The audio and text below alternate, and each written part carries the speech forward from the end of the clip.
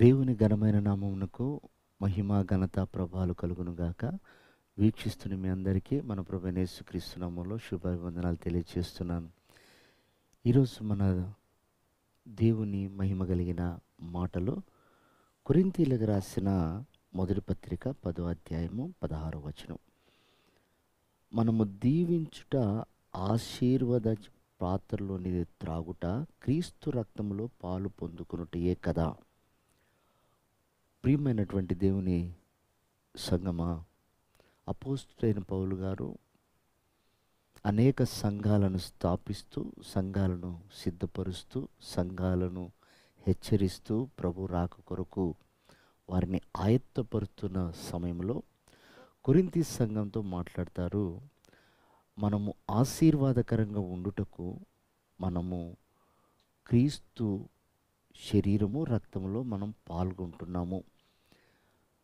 మనము తాగుతున్నటువంటి ద్రాక్షారసము అది క్రీస్తు రక్తమే కదా అని హెచ్చరిక చేస్తున్నాడు.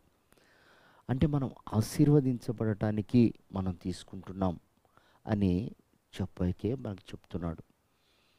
నిజమే ప్రియ దేవుని బిడ్డలారా, బల్లాలో పాల్గొనేటప్పుడు ప్రభు శరీరము రక్తములో మనము పాలిభాగస్థులం అవుతున్న సమయంలో పౌలు గారు హెచ్చరించిన మాట ఏమిటంటే, బల్లాలో పాల్గొనేటప్పుడు మీరు వివేచించి బల్లాలో పాల్గొనండి అంటాడు. మీరు క్రీస్తు రక్తము ఆశీర్వాదం కొరకు తీసుకుంటున్నారు, శాపగ్రస్తులుగా కావటానికి కాదు. కాబట్టి మీరు వివేచించి అనగా ఆలోచన చేసి తీసుకోండి అంటాడు. ఎందుకనంటే అనేకులు వివేచించక దానిని తీసుకొని రోగగ్రస్తులు, శాపగ్రస్తులు, చివరికి మరణమవుతున్నారు అంటాడు.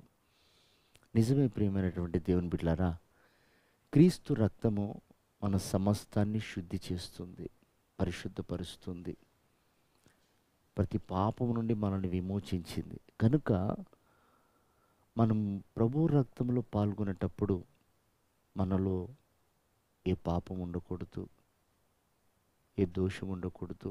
వాటిని పరిశుద్ధపరచుకొని మనం తీసుకొని దీవించబడాలి, ఆశీర్వదించబడాలి. అలాగే ఆ సంఘంలో, కొరింథీ సంఘంలో అందరూ పరిశుద్ధపరచుకోకుండా ఆ బల్లలో పాల్గొనడానికి వచ్చినప్పుడు అతడు హెచ్చరిస్తూ చెప్తున్న మాటలు నిజమే ప్రియదేవుని బిడ్డలారా. ఈ రోజున ప్రభు శరీరము రక్తం అనేది ఒక వ్యాపారంగా మారిపోయిన సందర్భాలు మనకు కనపడుతున్నాయి.